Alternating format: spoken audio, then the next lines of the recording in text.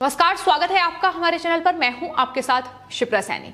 पश्चिम बंगाल में सीपीआई के एक्शन से डरी ममता बनर्जी, केंद्र सरकार पर केंद्रीय जांच एजेंसियों के दुरुपयोग का आरोप ममता बनर्जी ने लगाया है। सीपीआई ने बंगाल हिंसा के मामले में अभी तक 2 लोगों को गिरफ्तार कर लिया है, तो वहीं 21 एफआईआर दर्ज की गई है।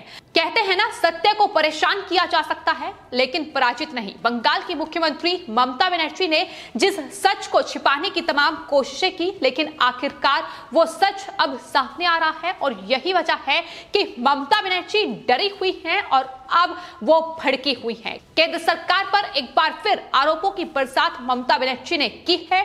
दरअसल कोलकाता हाईकोर्ट के आदेश के बाद पश्चिम बंगाल में सीबीआई ने अपनी जांच शुरू कर दी है और हिंसा के अलग अलग मामलों में अभी तक कुल 21 एफआईआर दर्ज की गई है। आपको बता दें, केंद्रीय जांच ब्यूरो यानी सीपीआई ने पश्चिम बंगाल में चुनाव के बाद हिंसा की घटनाओं के सिलसिले में बंगाल के नदिया से 2 लोगों को हिरासत में लिया है। और आपको बता दें, पश्चिम बंगाल में चुनाव के बाद हिंसा के मामले में सीपीआई ने अब तक कुल 21 एफआईआर दर्ज की है और सीपीआई के इस एक्शन से ममता बनर्जी कितनी ज्यादा डरी हुई हैं, उनके बयान में साफ तौर पर सामने आया है। बंगाल की मुख्यमंत्री ममता बनर्जी जो हिंसा से साफ इनकार कर रही थी, दरअसल अब वो ये मान रही हैं कि हाँ, बंगाल में हिंसा हुई है, लेकिन आंकड़ों में एक बार फिर से खेला करने की कोशिश ममता बनर्जी की ओर से की गई है। उन्होंने कहा है कि चुनाव के बाद हुई हिंसा में बीजेपी के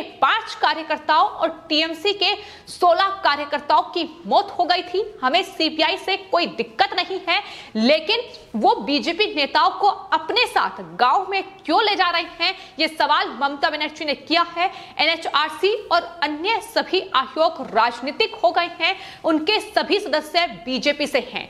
तो अब जब टीएमसी के गुंडों पर कानून का शिकंजा पड़ा है, तो ममता बनर्जी पूरी तरीके से घबराई हुई है और एक बार फिर से केंद्रीय जांच एजेंसी की जो जांच पश्चिम बंगाल में चल रही है उस पर सवाल उठाए हैं और उसका राजनीतिकरण करने की कोशिश ममता बनर्जी की ओर से की गई है।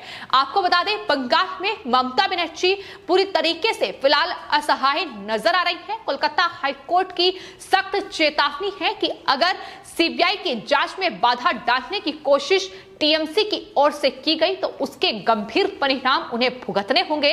इसलिए सीबीआई को डराने और धमकाने की गलती ममता बनर्जी नहीं करना चाहती और चूंकि अब मुख्यमंत्री की कुर्सी पर भी संकट मंडरा रहा है, तो ऐसे में एक बार फिर से केंद्र सरकार पर निशाना साधकर काम चलाने की कोशिश ममता बनर्जी की ओर से की गई है। दरअसल आज पश्चिम बंगाल के कालीघाट में टीएमसी छात्र परिषद स्थापना दिवस के मौके पर छात्रों को संबोधित ममता बनर्जी ने किया और वहां पहुंचकर उन्होंने केंद्र सरकार पर निशाना साधा। जांच एजेंसियों के दुरुपयोग का आरोप केंद्र सरकार पर लगाया। जब दिल्ली की बीजेपी सरकार राजनीति में हमारा मुकाबला नहीं कर पाती तो वो जांच एजेंसियों का सहारा लेती है, ये ममता बनर्जी की ओर से कहा गया है।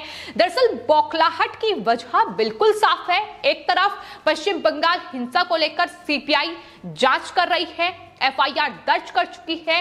वो मामले जो बंगाल में बंगाल पुलिस ने दर्ज नहीं किए, अब उनकी पड़ताल सीपीआई कर रही है और ये तमाम जो एफआईआर हैं अब ममता बनर्जी की मुश्किलें बढ़ाएंगे। वहीं दूसरी ओर आपको बता दें, कोयला तस्करी मामले में भी अब ममता बनर्जी के भतीजे अभिषेक बनर्जी पर ईडी ने शिकंजा कस लिया है। उन्हें पूछताछ के लिए समन भेजा गया है और यही वजह है कि ममता बनर्जी की ये बौखलाहट सामने आई है।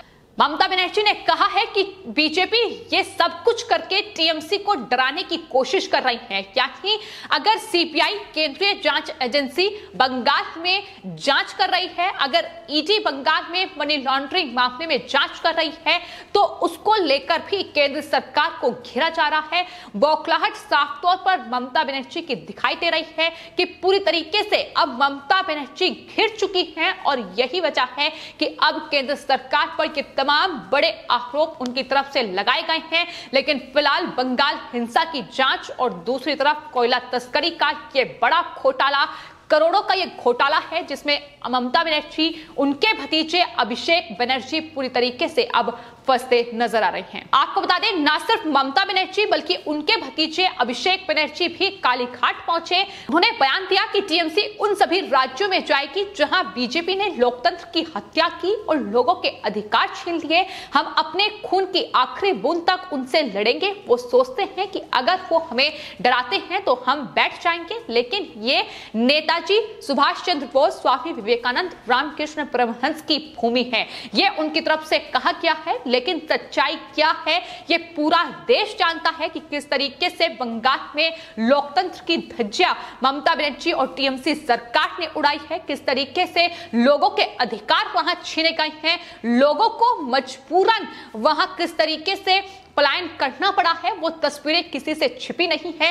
तो बंगाल में टीएमसी पूरी तरीके से बेनकाब हो चुकी है और जो ममता बनर्जी कालीघाट पहुंचकर बीजेपी पर तमाम आरोप लगा रही थी, उनकी तरफ से यह कहा गया कि बीजेपी छात्रों, शिक्षकों, सरकारी कर्मचारियों और सोशल मीडिया पर आवाज दबा रही है। उन्होंने कहा कि मैं चाहती हूं कि पश्चिम बंगाल के छात्र पद का नेतृत्व करें। बीजेपी सरकार अमानवीय है, ये सरकार लोगों से प्यार नहीं करती है और देश को बेच रही है, ये ममता बनर्जी की ओर से कहा गया। लेकिन ममता बनर्जी से सवाल यह भी है कि बंगाल में शिक्षकों को पिछले 6 महीने से वेतन नहीं दिया जा रहा है और महिला शिक्षक शिक्षा विभाग के मुख्यालय के सामने जहर खा रही है।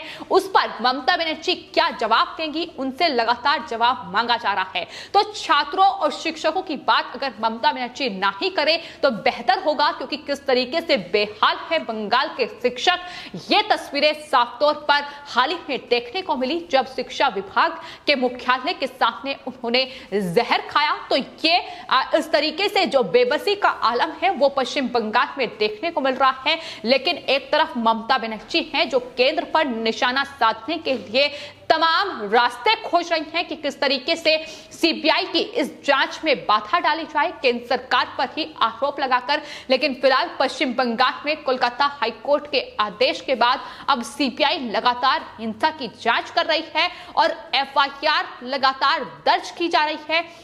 आपको यह भी बता दें कि न सिर्फ पश्चिम बंगाल पुलिस से तमाम रिकॉर्ड जो हैं हिंसा के वो मांगे जा रहे हैं, बल्कि सीबीआई पश्चिम बंगाल पुलिस की रिपोर्ट पर भरोसा न करते हुए तमाम उन मामलों की सुनवाई भी कर रही है जो सीबीआई के सामने आ रहे हैं। यानी जो लोग शिकायत दर्ज करा रहे हैं, जाहिर तौर पर पश्चिम बंगाल में चुनाव नतीजे सामने आने के बाद बड़े पैमाने पर हिंसा हुई है और कोलकाता हाईकोर्ट ने यह साफ तौर पर आदेश दिया था कि जो गंभीर मामले हैं, यानी जो बलात्कार के मामले हैं, जो हत्या के मामले हैं, उसकी जांच सीबीआई करेगी। तो वहीं जो दूसरे मामले हैं, लूटपाट और चोरी के मामले हैं, उसमें एसआईटी का गठन किया गया है। वो तमाम जो ये रिपोर्ट है ये 6 हफ्ते के अंदर कोलकाता हाईकोर्ट को सौंपी जाएगी और क्या कुछ खुलासे आने वाले वक्त में होंगे ये देखना होगा। लेकिन फिलहाल सीबीआई की स्पेशल 109 टीम जो है वो पश्चिम बंगाल में है और अलग अलग हिंसा प्रभावित इलाकों का जायजा ले रही है, पीड़ितों की सुनवाई हो रही है और बताया ये भी जा रहा है कि 99 लोगों के नाम दर्ज किए गए हैं। जो शिकायत सीबीआई को मिली है, 21 एफआईआर दर्ज हो चुकी है। अलग अलग मामलों की पड़ताल फिलहाल पश्चिम बंगाल में सीबीआई के तमाम आला अधिकारी कर रहे हैं और यही वजह है कि ममता बनर्जी इस तरीके से भड़की हुई हैं, क्योंकि एक तरफ सीबीआई का एक्शन है तो दूसरी तरफ ईडी का शिकंजा जो ममता बनर्जी की मुश्किलें लगातार पश्चिम बंगाल में बढ़ाता नजर आ रहा है। तो आपको बता दें, टीएमसी के छात्र परिषद स्थापना दिवस के मौके पर ममता बनर्जी ने ये तमाम बयान दिया। उन्होंने कहा कि हम जय हिंद, वंदे मातरम और खेला होवे क्यों कहते हैं। हमारा मानना है कि छात्र वही है जो असहाय लोगों के साथ आगे बढ़ना शुरू करते हैं, वो हमारा विषय है। मैं चाहती हूं कि वो राजनीति के नए समीकरण बने, ये ममता बनर्जी की ओर से कहा गया। लेकिन ममता बनर्जी किस तरीके की राजनीति कर रही हैं, किस तरीके की तानाशाही कर रही हैं, राजनीति की आड़ में वो किस तरीके की कानून व्यवस्था बनाने की कोशिश बंगाल में कर रही है, ये तस्वीर किसी से छिपी नहीं है। और जिस सच को वो छिपाने की तमाम कोशिशें कर रही थी, बंगाल हिंसा से ही साफ इनकार ममता बनर्जी की ओर से बार बार किया गया। लेकिन अब वही बंगाल हिंसा पर मोहर लगा रही है, भले ही आंकड़े अलग पेश कर रही हो, भले ही ये कह रही हो कि टीएमसी के कार्यकर्ताओं की जान गई है, लेकिन कितने बड़े पैमाने पर बंगाल में हिंसा हुई है, महिलाओं का उत्पीड़न हुआ है, अत्याचार उन पर हुए हैं, दलितों पर अत्याचार किए गए हैं, बीजेपी कार्यकर्ताओं की हत्याएं की गई हैं, वो तमाम तस्वीरें सामने आई हैं जहां बीजेपी को निशाना बनाया गया है, उन्हें कमजोर करने की कोशिश की गई है। और पीड़ितों ने जब बंगाल पुलिस ने उनकी सहायता नहीं की, उनकी सुनवाई नहीं की, तो कोलकाता हाई कोर्ट का रुख किया और अब कोलकाता हाई कोर्ट ने सीबीआई जांच के आदेश दिए हैं। तो सीबीआई उस पूरे मामले की बंगाल में जांच कर रही है। फिलहाल बंगाल में मुख्यमंत्री की कुर्सी पर संकट है, ममता बनर्जी को अपनी कुर्सी खतरे में दिखाई दे रही है और यही वजह है कि इस तरीके से अब केंद्र सरकार पर यह बेबुनियाद आरोप ममता बनर्जी की ओर से लगाए जा रहे हैं। फिलहाल आपकी इस पूरे मामले पर क्या राय है, हमें कमेंट बॉक्स में जरूर लिखें और चैनल को सब्सक्राइब करें। धन्यवाद।